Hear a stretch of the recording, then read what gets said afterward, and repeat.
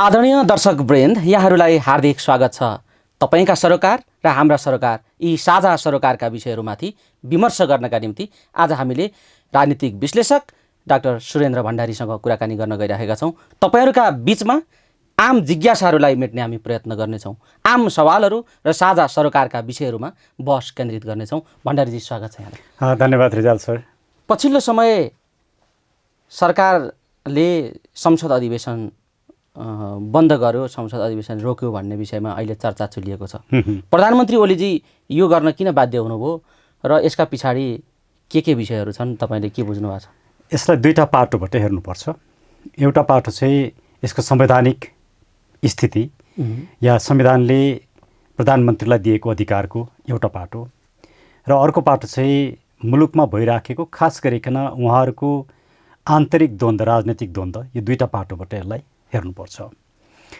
पहिलो पाटोबाट हेर्दाखेरि संविधानले खास गरिकन धारा 93ले संसदको बैठक आह्वान गर्ने र स्थगित गर्ने अधिकार चाहिँ मन्त्री परिषदको सिफारिसमा राष्ट्रपतिलाई दिएको छ।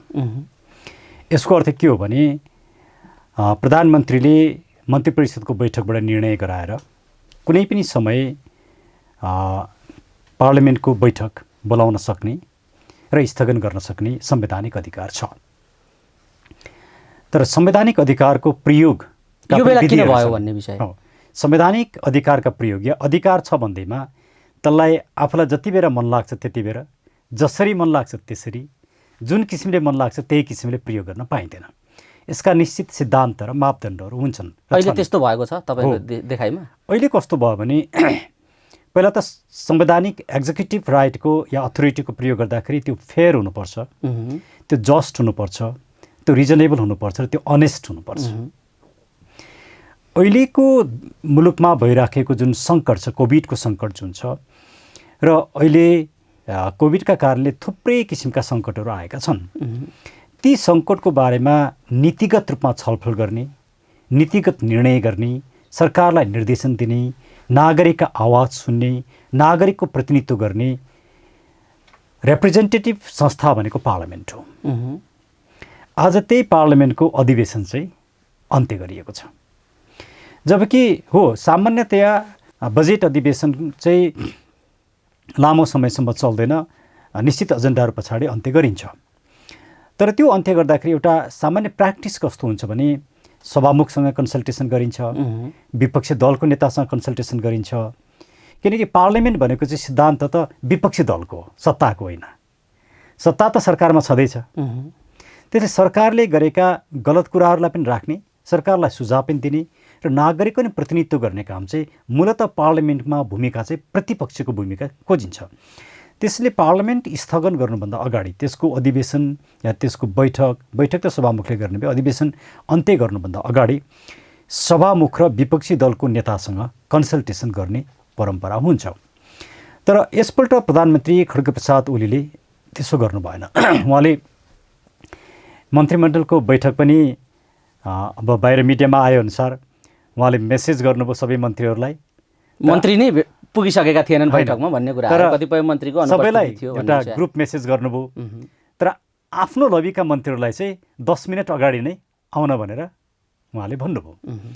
अनि आफ्नो लबीभन्दा बाहिरका मन्त्रीहरू 10 मिनट पछाडि आउँदाखेरि मिटिङ अलमोस्ट सिद्धिसकेको थियो र एउटै एजेन्डा थियो, यसमा निर्णय भयो भन्ने कुरा बैठक सिद्धियो। त्यो खालि औपचारिकता मात्रै गरियो। यसले के देखाउँछ भने संविधानमा भएको अधिकारको प्रयोग गर्दाखेरि पनि अघि मैले भने 4 स्ट्यान्डर्ड, त्यो जस्ट हुनु पर्यो, फेयर हुनु पर्यो, रिजनेबल हुनु पर्यो, अनेस्ट हुनु पर्यो। ती स्ट्यान्डर्डबाट हेर्दाखेरि प्रधानमन्त्री ओली चुक्नु भयो। हो, ठ्याक्कै यहाँ तपाईँले विषय राखिदिनु भयो। उहाँ किन यो कदम उठाउनलाई, यस्तो अप्राकृतिक ढङ्गले, अप्रासङ्गिक ढङ्गले, स्वेच्छाचारी ढङ्गले, परिस्थिति नै नभइकन यो कदम किन उठाउनु भयो होला? आम जिज्ञासा यो छ क्या। मान्छेको सरोकारको विषय पनि भयो। सर्वोच्च निकाय हामीले बनायौँ, चुन्यौँ, अब चाहिँ संवैधानिक तरिकाले हामी मुलुक एउटा लोकतान्त्रिक गणतन्त्र संस्थागत गर्ने प्रक्रियामा छ भनेर आम मान्छेले सरकारप्रति 2/3 बहुमत पुग नपुग दिएर अपेक्षा गरिराखेको बेला यो स्थितिले अरू मानिसहरूमा आशंका थपेको छ। कतै यो अहिलेको स्वतन्त्रता हामीले जे उपभोग गरिरहेका छौँ यही गुम्नेतिर गइरहेको त होइन भन्ने पनि मान्छे बहस गरिरहेका छन्।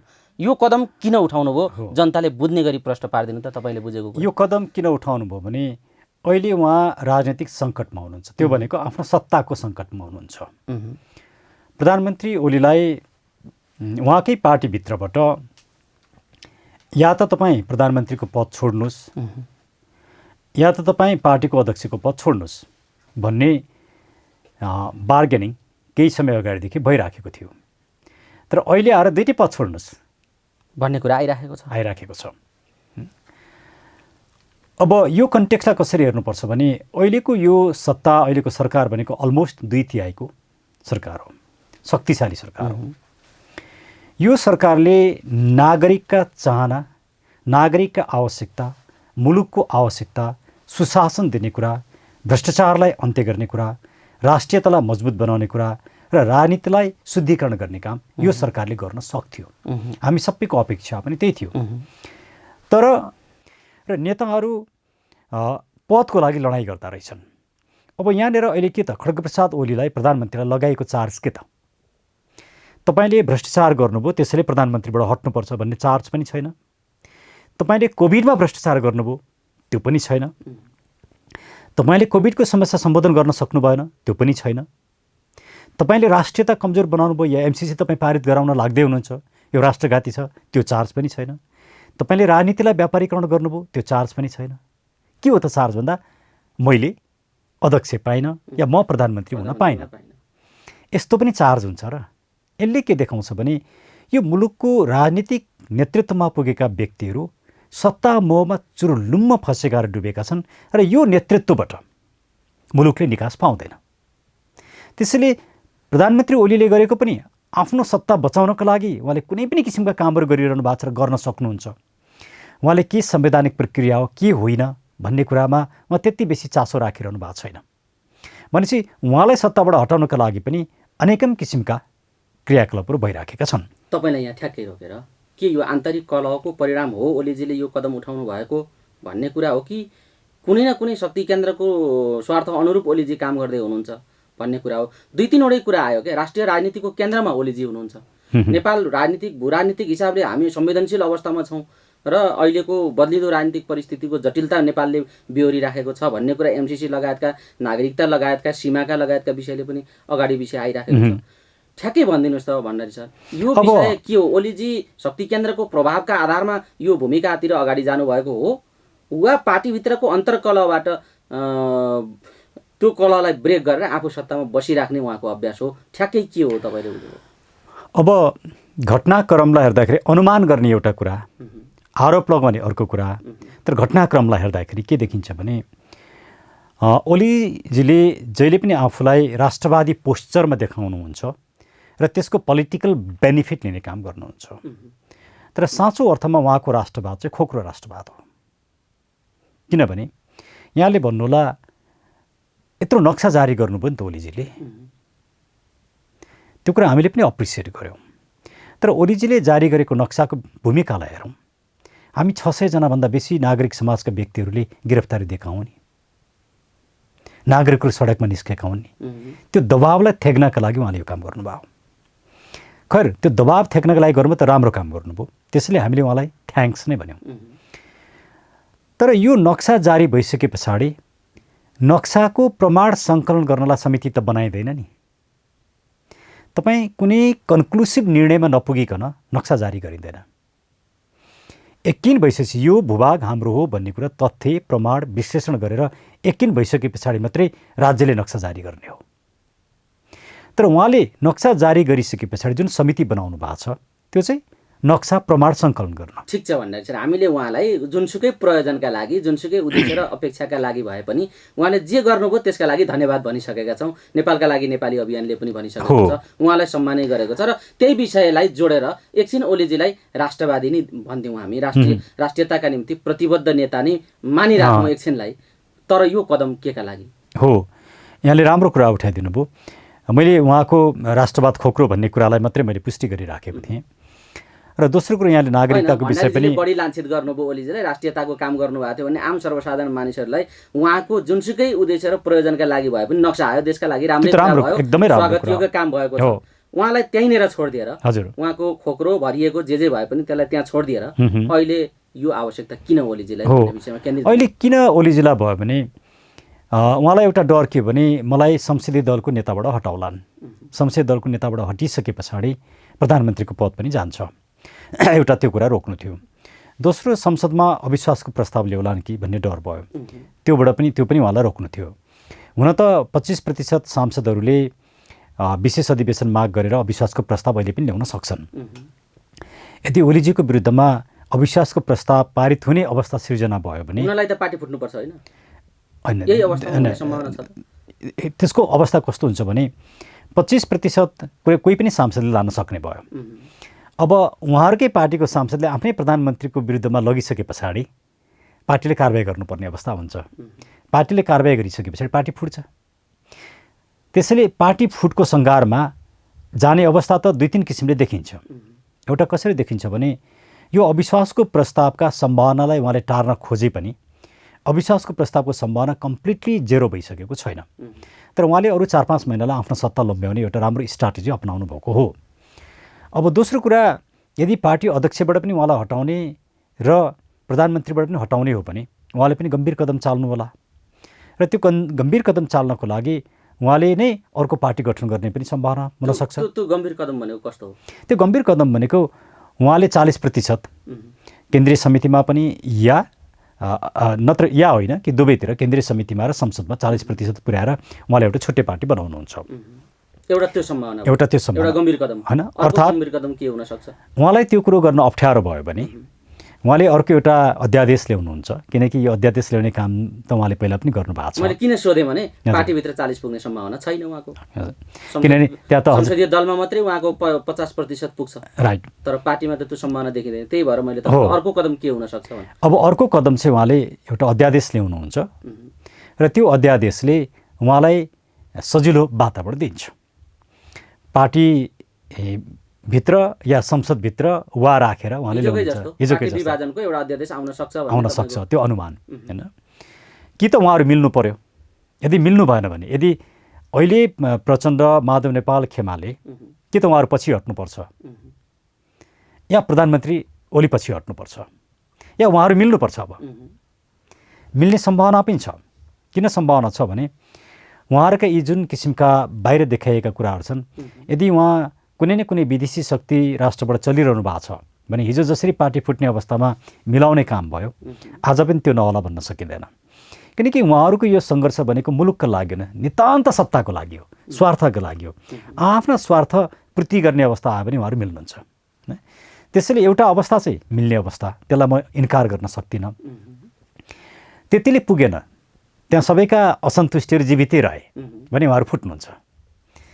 अब त्यो फुट्ने क्रममा या त ओलीजीले कारबाही गर्नु पर्यो या त ओलीजीलाई कारबाही गर्नु पर्यो, होइन? कारबाही गर्नु पर्यो, रहने भयो।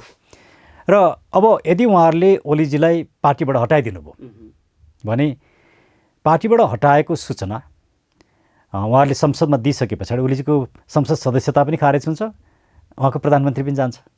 त्यसैले ओलीजीले आफै बस्नका लागि पनि अर्को पार्टी 40% पुर्याएर या सजिलो एउटा विधेयक ल्याएर अध्यादेश मार्फत उहाँले यो काम गर्नुहुन्छ।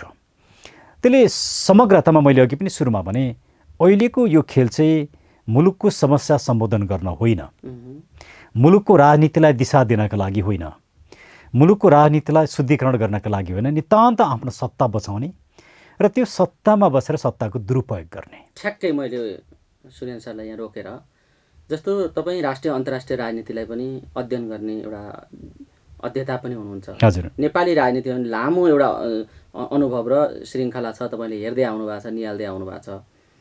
ठ्याक्कै ओलीजीले अगाडि बढ्ने कदमहरूमा अहिले जे हामी छलफल गरिराखेका छौँ, यी लोकतान्त्रिक कम्तीमा पनि न्यूनतम प्रजातान्त्रिक अभ्यासहरूका बिचमै हामी छलफल गरिराखेका छौँ।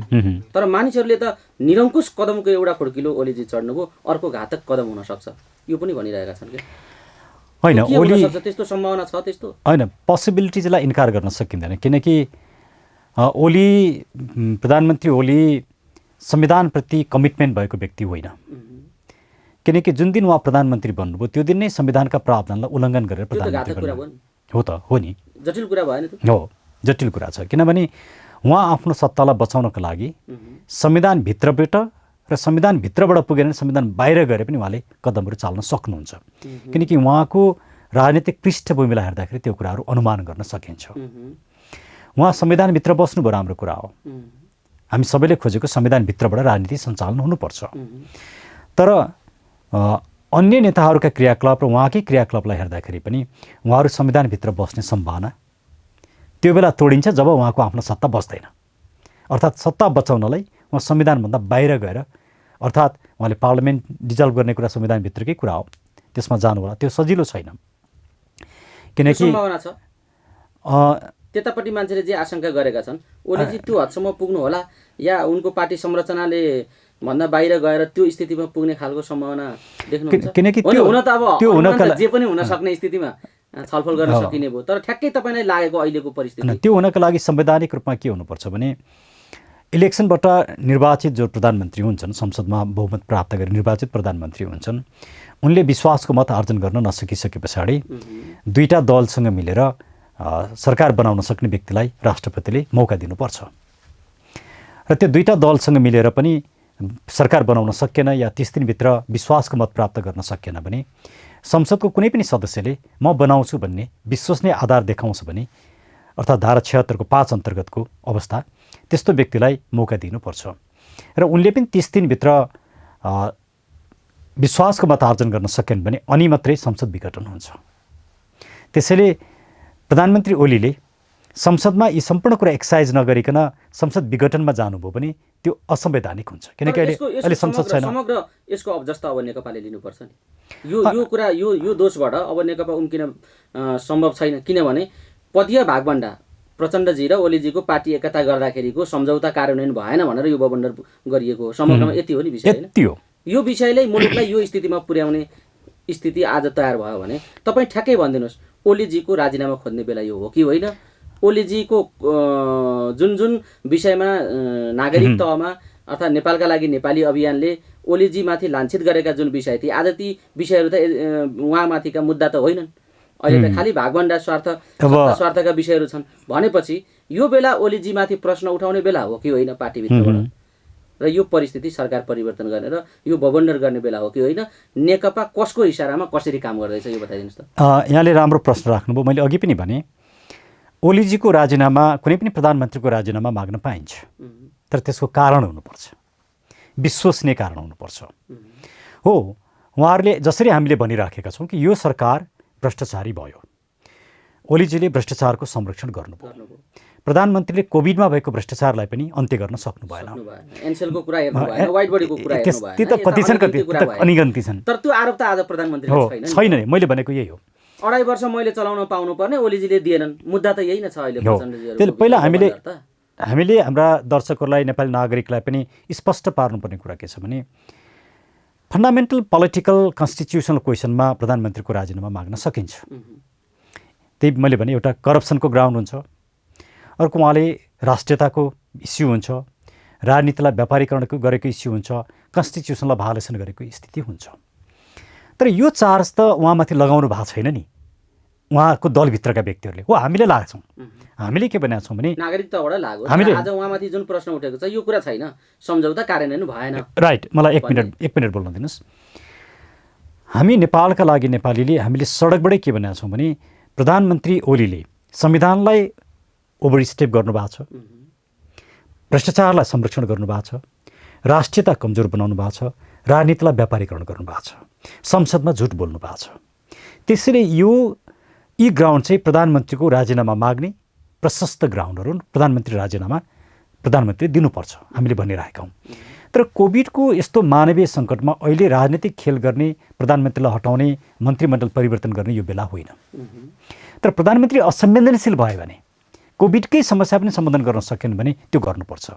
तर जसले चार्ज लगाइरहनु भएको छ, माधव नेपाल या प्रचण्ड खेमाले, उहाँहरूले यी चार्ज लगाउनु भएको छैन। उहाँहरूको नितान्त चार्ज के हो? म प्रधानमन्त्री हुन पाइनँ, म पार्टी अध्यक्ष हुन पाइनँ, म राष्ट्रपति हुन पाइनँ। यहाँ कसैलाई राष्ट्रपति बन्नु छ, कसैलाई प्रधानमन्त्री बन्नु छ, कसैलाई पार्टी अध्यक्ष बन्नु छ। यो स्वार्थको कारणले यो खेल भएको छ। त्यसैले यो नितान्त दुःखद घटना हो। नेपाली राजनीतिमा यस्तो पदको स्वार्थका कारणले सरकार फेरबदल गर्ने, सरकारलाई कमजोर बनाउने, सरकारमाथि हिर्काउने र आक्रमण गर्ने जुन काम भएको छ यो दुःखद कुरा हो। म प्रधानमन्त्री खड्गप्रसाद ओलीको समर्थक पनि होइन, मलाई उहाँलाई बचाउनु पनि छैन, तर मलाई मुलुक त प्यारो छ नि। त्यो भएको कारणले अहिले कि त सोलिड मैले अघि भनेका 4-5 वटा ग्राउन्डमा उहाँको राजीनामा माग्नु पर्यो, पिपुलले साथ दिन्छन्। यदि होइन भने मैले पद पाइनँ भनेर राजीनामा माग्न पाइँदैन। यसमा एमसीसी पनि थोरै एक छेउबाट घुसाइएको हैन, राष्ट्रियता एमसीसी हो कि होइन, यो बबन्डर हुनुमा एउटा विषय एमसीसी हो कि होइन? यहाँ एमसीसीको पनि एउटा खालको विषयता छिरो नि त यो विषयमा। हैन, जसले मुख्य त भागभण्डाकै हो भन्ने छर्लङ्गै छ, तैपनि यसमा होइन एमसीसी पनि हो। ओलीजी एमसीसी गर्नतिर लाग्नु भएको हुनाले उहाँलाई जतिसक्दो छिटो हटाएर यो एमसीसीलाई ब्याक गर्नु छ भन्ने खालको तर्क गर्ने पनि त्यहाँभित्र सदस्य छन्। प्रचण्ड, माधव नेपाल र झलनाथ एमसीसीको विरुद्धमा हुनुहुन्छ, तर प्रचण्ड र माधव नेपालले भन्नु पर्यो नि त, प्रधानमन्त्री ओलीले एमसीसी पास गराउन लाग्नुभयो, त्यसमा हाम्रो सहमति छैन, हामी एमसीसी पास गराउन दिँदैनौँ। त्यो कारणले एमसीसी यति यसरी घातक भएको कारणले उहाँको राजीनामा चाहियो, त्यो भन्नु पर्यो नि त। त्यो त भन्नुभएको छैन। भोलि एकछिन मान्नुहोस्, प्रधानमन्त्री ओलीलाई हटाएर अरू सत्तामा आयो भने उहाँहरूले फेरि एमसीसी पास गराउनुहुन्छ। एमसीसीका बुदा संशोधन गरेर सहज बनाएर हाम्रो देश अनुकूल बनाएर पास गर्नुपर्छ भन्ने प्रचण्डजीको त लाइनै आइसक्यो नि त। उहाँको जुन लाइन छ एउटा कमिटेड रूपमा आएको छैन, मैले त्यसलाई त्यसरी बुझ्दिनँ। यदि त्यो कमिटेड हो भने उहाँले त्यो कुरा स्पष्ट रूपमा राख्नु पर्यो, लिखित रूपमा राख्नु पर्यो र यो प्रधानमन्त्रीको राजीनामाको एजेन्डा बनाउनु पर्यो। त्यो बनाउनु भएको छैन। त्यसैले उहाँले राजनीतिक दाउपेचलाई मात्रै हेरिरहनु भएको छ। आफूलाई एउटा सहज वातावरण कसरी बनाउन सकिन्छ भन्ने मात्रै हेरिरहनु भएको छ। यो बिल्कुल राजनीतिक दाउपेचमा गएको छ। मुलुक मानवीय संवेदना र सङ्कटबाट गुज्रेको छ, उहाँहरू राजनीतिक दाउपेचमा हुनुहुन्छ। त्यसैले यो एउटा ज्यादै सङ्कटपूर्ण र दुःखदायक कुरा हो। अब यो कन्टेक्स्टमा अघि मैले भनिरहेको थिएँ, प्रधानमन्त्री ओलीले लिन सक्ने अनकन्स्टिट्युसनल स्टेपहरू के हुनसक्छ भने उहाँले आफ्नै पावर बढाउन सक्नुहुन्छ, राष्ट्रपतिको पावर बढाउन सक्नुहुन्छ, इमर्जेन्सी लगाउन सक्नुहुन्छ। अन्त इमर्जेन्सी लगाउन सक्ने कन्स्टिट्युसनभित्रै पर्दछ। तर कतिपय कुरा कन्स्टिट्युसन जस्तो देखिने, तर केका लागि लाउने भन्ने विषय आयो नि। अनि सत्ता लम्ब्याउन, उहाँले सत्ता लम्ब्याउन जे पनि गर्नुहुन्छ। त्यस्तो परिस्थिति छ, त्यो जो मैले त्यही नेपाली राजनीति आइपुग्यो। मैले त्यही बुझ्छु, किनभने उहाँलाई सत्ता यति प्यारो छ कि आफूलाई सत्ताभन्दा बाहिर उहाँले देख्नै सक्नुहुन्न। ठ्याक्कै तपाईँलाई यहाँ रोकेर यो विषयमा चाहिँ म राम्ररी काम गर्न चाहन्थेँ, तर भारतीयहरूले मलाई हटाउन चाहेको हुनाले यहाँ गिजोल दिए र त्यो गिजोल्नमा चाहिँ प्रचण्ड लगायतका मान्छेहरू रातारात विभिन्न ठाउँमा मिटिङ गर्दै यो धन्दा चलाइराखेका छन् भनेर ओलीजीले अभिव्यक्ति दिनुभयो। भीम रावलजीले त्यसलाई पुष्टि गरिदिनु भयो। को बैठकमा गएर कहाँ कहाँ के खाएर छलफल गरे भन्ने कुरा म मान्छेको नामै भनिदिन्छु भन्ने ढङ्गले भीम रावलजी आउनुभयो। अब यहाँ चाहिँ खेलो चाहिँ अहिले नक्सा र ओलीजीको देशभक्तिपूर्ण कामलाई आधार बनाएर छिमेकीले यो सरकार सहन सकेनन् र यो परिस्थिति गिजोलिएको हो भनेर यसलाई अन्तर्राष्ट्रियकरण गर्नुभयो ओलीजीले। यो सत्यता छ यसमा? अब म आफूसँग एभिडेन्स नभएको कुरा म बोल्न सक्दिनँ।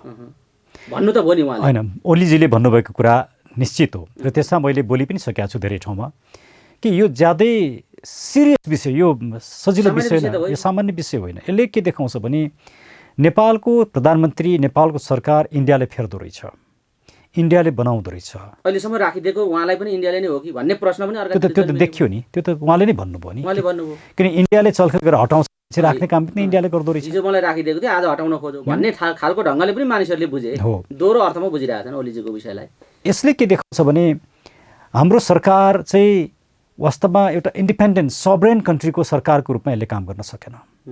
हाम्रा पोलिटिकल पार्टिज र पोलिटिकल लिडर्सहरूले मुलुकको स्वाधीनता, मुलुकको सार्वभौमसत्ता, मुलुकको अस्मितालाई ध्यानमा राखेर काम गर्न रहेछन्, सकेनछन् भन्ने देखाउँछ। त्यसैले यसले के इङ्गित गर्छ भने अब नेपालको सिङ्गो राजनीतिमा एउटा ठुलो कायापलट जरुरी छ। अहिलेसम्म सत्तामा भएका राजनीतिक दल र यिनका नेताहरूले मुलुक बचाउन सक्दैनन् भन्ने कुरो प्रष्ट पारेको देखियो। त्यो सङ्केत त ओलीजीले पनि दिनुभयो, तर ठ्याक्कै उहाँले जे भन्नुभयो नि विगतदेखि अहिलेसम्मको राजनीतिक अनुभवलाई हेर्ने हो भने उहाँको अभिव्यक्तिमा कतिको सत्यता छ भन्ने कुरा तपाईँलाई सोधिरहेको छु। होइन, उहाँ त मैले अघि पनि भने नि उहाँ मौसमी राष्ट्रवादमा माहिर हुनुहुन्छ। उहाँले राष्ट्रवादको नारामा चुनाव जित्नुभयो, जबकि उहाँ राष्ट्रवादी होइन भन्ने कुरा मैले पटक पटक भनिसकेको छु। त्यसका उदाहरण तपाईँले इन्डियाले जब नाकाबन्दी गर्यो त्यही बेला कमल थापा परराष्ट्र मन्त्री हुनुहुन्थ्यो, उहाँलाई 3-4 चोटि इन्डिया पठाएर 3 बुद्धे र 4 बुद्धे प्रस्तुत गर्नुभयो जहाँ नेपालको हितमा थिएन, तर इन्डियाले फेल्यो। अब उहाँको विभिन्न पुस्तकहरूमा आएका छन्, उहाँको सम्बन्ध कोसँग छ इन्डियामा, रसँग उहाँको उठबस कस्तो छ, उहाँ कसरी राजनीतिमा अगाडि आउनुभयो, यी सब कुरा त बाहिर आइसकेका छन् नि, र त्यसलाई उहाँले खण्डन पनि गर्नुभएको छैन। यसले के देखाउँछ भने म त्यति टाढा जान्न, उहाँको विगतमा म हेर्न चाहन्न, म एउटै कुरा मात्रै हेर्छु, नक्सा जारी गर्ने अनि प्रमाण सङ्कलन गर्न समिति बनाउने, यो कुन राष्ट्रवाद हो? तपाईँले त आफ्नो नक्साको विश्वसनीयतालाई नै समाप्त पारिदिनु भयो। भोलि मान्नुहोस् तपाईँ इन्डियासँग टेबल टकमा बस्नुभयो वार्तामा, इन्डियाले पहिलो प्रश्न के गर्छ भने तपाईँहरूले जुन नक्सा जारी गर्नुभयो त्यो त प्रमाणमा आधारितै थिएन, तपाईँहरूले सब्जेक्टिभली त्यो गर्नुभयो, किनकि नक्सा जारी गरे पछाडि प्रमाण सङ्कलन गर्न समिति बनाउनु भयो। त्यसैले त्यो नक्सालाई कुनै पनि किसिमले एक्सेप्ट गर्न सकिँदैन भने चाहिँ तपाईँ के भन्नुहुन्छ? नेपालको पोजिसनलाई तपाईँले कमजोर बनाउने काम ओलीजीले गर्नुभयो। मान्नुहोस् त्योभन्दा पनि अझ सिभियर एक्सटेन्सनमा हेर्ने भोलि इन्टरनेसनल कोर्ट अफ जस्टिसमा यो मुद्दा पुग्यो। त्यहाँ जजेसहरूले गर्ने प्रश्न के हुन्छ भने तपाईँले जारी गर्नुभएको नक्सा विश्वसनीय भएन, किनभने नक्सा जारी गरेपछि तपाईँले समिति बनाउनु भयो प्रमाण सङ्कलन गर्न। के भन्छौँ हाम्रो आफ्नो अस्तित्वलाई कमजोर बनाउने काम प्रधानमन्त्री ओलीले गर्नुभयो। त्यसले उहाँको राष्ट्रवाद चाहिँ ढोँगी खोक्रो राष्ट्रवाद हो। यो विषय एउटा भयो हजुर, तर अहिले उहाँलाई मिल्काउनका निम्ति जहाँ कसरत भयो भनेर उहाँले जतातिर जता जता विषयलाई लाञ्छित गर्नुभएको छ। यो विषयमा कतिको यो तर्कमा चाहिँ अर्थ छ यो तर्कको भन्ने तपाईँलाई लाग्छ? प्रधानमन्त्रीले यस्तो कुरा बोल्नु हुँदैन। प्रधानमन्त्रीले बोलेपछि प्रमाण दिनुपर्छ, पुष्टि गर्नुपर्छ। यदि यो कुरा साँचो हो भने त हामी त स्वाधीन मुलुकै होइन रहेछौँ, यहाँ त स्वाधीनताको लडाइँ लड्नुपर्ने अवस्था आउँछ। यो सानो विषय होइन, यो मजाकको विषय होइन। मुलुकका सरकार भारतले चलाउने, भारतले बनाउने, भारतले हटाउने, हामी सभरेन कन्ट्री हौँ। आजको परिस्थितिमा महिलेदेखि बाहेक राष्ट्रियताको एजेन्डामा अरू कोही पनि अगाडि बढ्न सक्ने स्थिति छैन भन्ने अर्को कुरा पनि गर्नुभएको छ। त्यो त भ्रम हो, त्यो उहाँको भ्रम हो। अब भ्रम मात्रै होइन, नागरिकलाई उहाँले गर्नुभएको दुष्प्रचार र आफू सत्तामा टिक्नका लागि आफूलाई राष्ट्रवादी बनाउने पोस्चर, झुटो पोस्चर नागरिकलाई दिनुभएको हो। उहाँले भित्तामा झुटो पोस्टर टाँच्नुभयो, राइट, राष्ट्रियताको, राइट।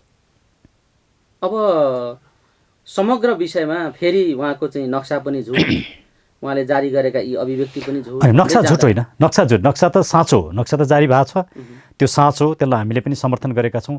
तर नक्सा बनाइसकेपछि जारी गरिसके पछाडि जुन समिति बनाउनु भयो त्यसले चाहिँ आफ्नो वेट घटायो, हाम्रो आफ्नै खुट्टोमा बन्चरो हान्यो, हाम्रो आफ्नै लजिकलाई समाप्त पार्ने काम गर्यो। यो विषयलाई यहाँ छोडेर म अलिकति तपाईँहरूको अभियानतिर जोडिन्छु।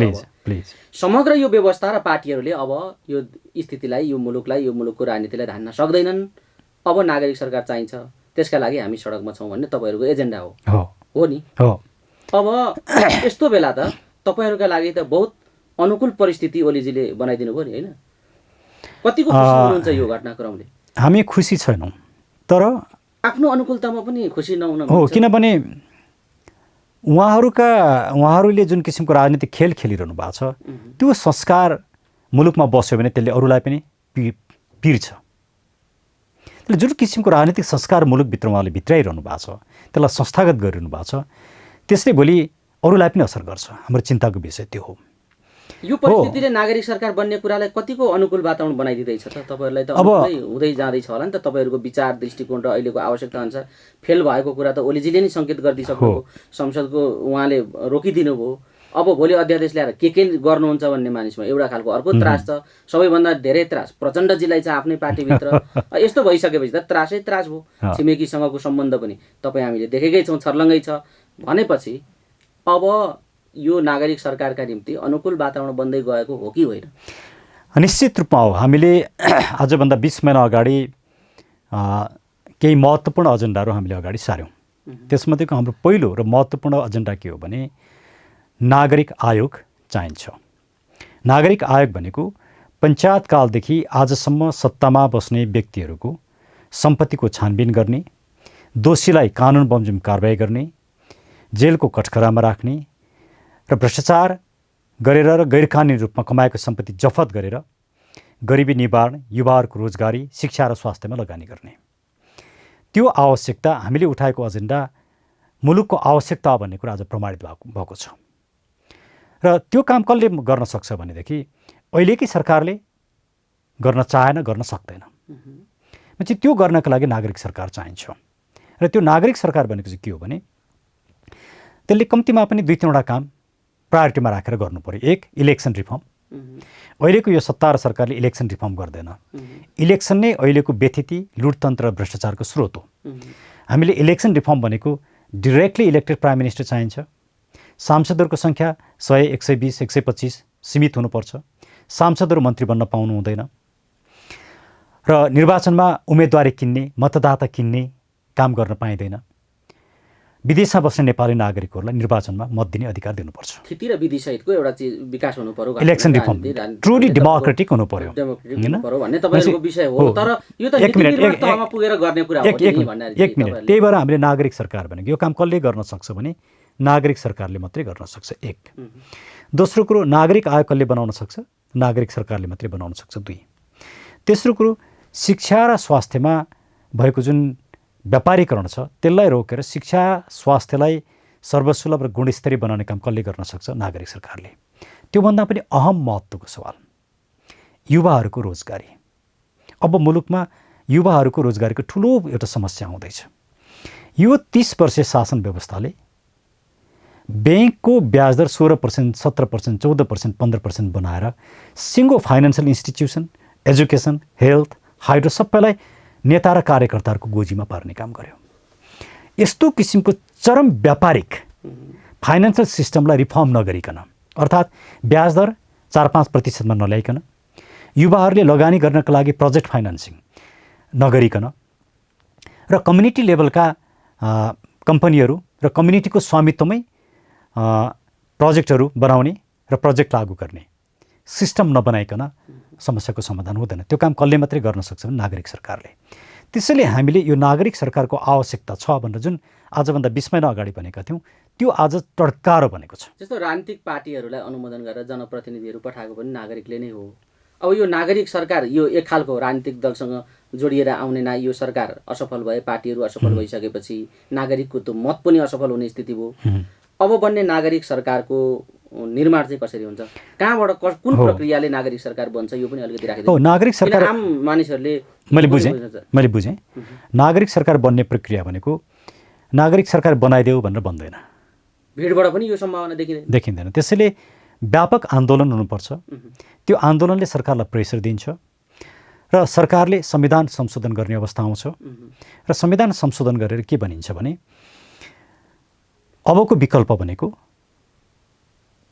सर्वसम्मत रूपमा निर्वाचनमा सुधार गरेर, अघि मैले भने नागरिक आयोग बनाएर शिक्षा र स्वास्थ्यमा को व्यापारीकरणलाई हटाएर र युवाहरूको रोजगारीलाई कायम गरेर यी प्याकेजहरू ल्याएर लोकतन्त्रलाई संस्थागित गर्नका लागि स्वतन्त्र, निष्पक्ष र राजनीतिक दलभन्दा बाहिर रहेका व्यक्तिहरूको सरकार बनाउनु पर्दछ भन्ने कुरा संविधानमा आउँछ। आउनुपर्छ। यो स्थिति तयार हुनुपर्छ। त्यो त लिगल्ली नै जानुपर्छ संविधान भन्ने तपाईको विषय हो। यो क्लियरै भयो तपाईले। त्यसको लागि नागरिक आन्दोलन चाहिन्छ। त्यसैले हामी किन सडकमा छौँ भने अबको मुलुकको भविष्य नागरिक सरकार र नागरिक आयोगले मात्रै सुनिश्चित गर्न सक्दछ। तर त्यो दुईटै कुरा कति बेला मात्रै सम्भव हुन्छ भने नागरिकले साथ दिएको खण्डमा मात्रै। नागरिकले साथ दिएनन् भने यो सम्भव हुँदैन। हामी कराइरहन्छौँ, बोलिरहन्छौँ। तपाईँसँगको अर्को अन्तर्वार्तामा पनि र मेबी 5 वर्ष पछाडि गरिने अन्तर्वार्ता नै म यही भनिराखेको हुन सक्छु, नागरिकले साथ दिएनन् भने। ठ्याक्कै यो नागरिक सरकारका निम्ति अलिकति अघि बढ्ने खालको एउटा सङ्केत र स्थितिहरू चाहिँ तयार भए भन्ने, ग्राउन्ड चाहिँ तयार हुँदैछ भन्ने कुरा ठ्याक्कै हो कि होइन? ठ्याक्कै भनिदिनु त। ग्राउन्ड तयार भएको छ। पोलिटिकली किन असफल हुनुभयो? आफू मिल्नु भएको छैन। पोलिटिकल्ली अभियन्ताहरूको के गभर्नरहरू आइराखेका छन्। त्यो बलियो किसिमको एउटा नागरिक दबावको स्थिति त तयार गर्न सक्नु भएन। ग्राउन्ड बलियो हुँदाहुँदै त्यो गर्न किन सक्नु भएन भन्ने प्रश्न आयो कि तपाईँहरूलाई? अब यसको विषयमा हामी छुट्टै कुरा गरौँला, तर थोरै मैले भन्नुपर्छ प्रश्न आइसके पछाडि। अभियानका एजेन्डा र उद्देश्यभन्दा बाहिर गइसके पछाडि अभियानमा टुटफुट हुन्छ, त्यही भएको। तर जब राइट एजेन्डा छ, राइट कज छ भने त्यसलाई पिपुलले पनि साथ दिनुपर्छ। पिपुलले राइट कज, राइट एजेन्डालाई साथ दिँदैन। एकछिन पिपुल भुलभुलैयामा आउँछ, उत्तेजनामा आउँछ र आवेशमा आएर समस्याको समाधान खोज्छ भने त्यसले समस्यालाई समाधान गर्दैन। त्यसैले हामीले हिजो पनि जुन एजेन्डा उठाएका छौँ आज पनि हामी त्यहीँ छौँ। हिजोको हाम्रो एउटा शान्तिपूर्ण रूपमा अहिंसात्मक आन्दोलनको जुन हामीले कुरा अगाडि सार्यौँ, आज पनि हामी त्यहीँ छौँ। त्यसैले पिपुलले सबभन्दा पहिला बुझ्नु पऱ्यो। पिपुललाई बुझाउन सकेनौँ, त्यो हाम्रो कमजोरी हो। पिपुलले नबुझ्नु पिपुलको पनि कमजोरी हो। मुलुक सङ्कटमा छ।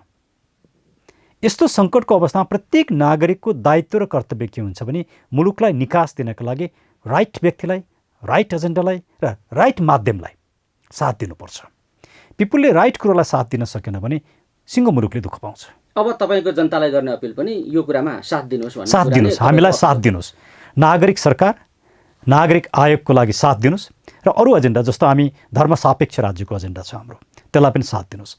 संहिताको परिमार्जन चाहिन्छ। यो संहिताले मुलुक बचाउन सक्दैन, हाम्रो एजेन्डा त्यो पनि हो। त्यसैले यी एजेन्डालाई र युवाहरूको रोजगारीका कुरा, शिक्षा स्वास्थ्यका कुरा त मैले अघि पनि भने, यी मूलभूत एजेन्डाहरूलाई साथ दिनुभयो नागरिकहरूले भने एकचोटि म के भन्छु भने दलभित्रका नेताहरूलाई पनि, दलभित्रका कार्यकर्तालाई पनि एकचोटि तपाईँ दलभन्दा माथि उठ्नुहोस्, एकचोटि नेपाली झन्डा हातमा लिनुहोस्, एकचोटि मुलुकलाई मात्रै सोच्नुहोस् र मुलुकका यी समस्या सम्बोधन गर्नका लागि हामीलाई साथ दिनुहोस्। यो तपाईँहरूको अपिल छ। अपिल हो। आज हामीले आम नागरिकको चासो र सरकारका विषयहरूलाई उठान गरेका छौँ। समग्र राष्ट्रको जीवनमा आइपरेका सङ्कटहरू र यसका समाधानका विकल्पहरू के हुन सक्छन् भन्ने विषयमा पनि हामी केन्द्रित भएका छौँ। र केपी ओलीजी, प्रधानमन्त्री केपी शर्मा ओलीले कस्ता किसिमका कदमहरू चाल्न सक्नुहुन्छ र नेकपाको सङ्कटको वास्तविक कारण के हो भन्ने विषयमा पनि हामी केन्द्रित भएर कुराकानी गरेका छौँ। यो कुराकानीमा हामीले धेरै सरकारका विषयहरू उठान गरेका छौँ र यी तपाईँका सरकार र हाम्रा सरकारका यी साझा सरकारका विषयहरू हामी निरन्तर उठाइरहनेछौँ।